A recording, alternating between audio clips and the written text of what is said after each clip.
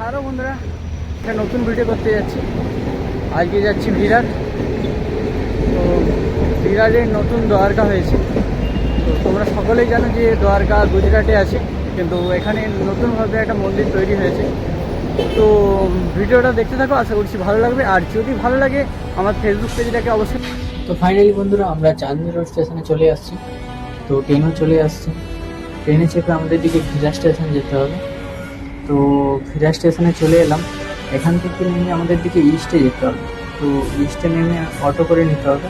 তো আমার অটোতে 200 টাকা পড়েছে। আমরা শেয়ারে নাও হয়তো আরও কম হবে। তো ওখান থেকে আমাদের দিকে কিছুটা পায়ে হেঁটে মন্দির দর্শনের জন্য আসতে হবে।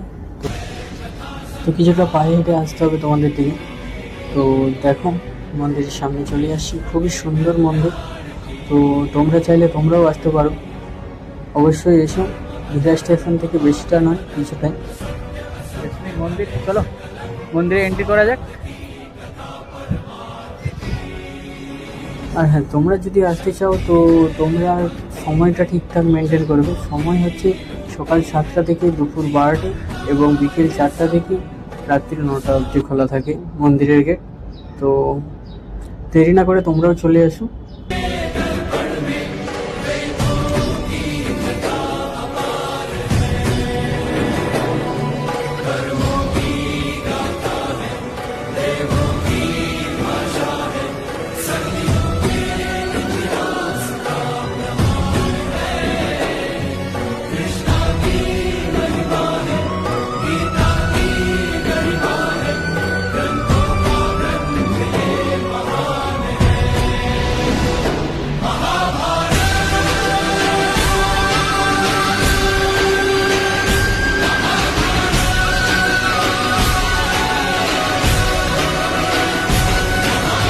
তোমাদের দিকে এটাই বলবো, ভিডিও দেখছো যারা, তারা অবশ্যই আসার চেষ্টা করো।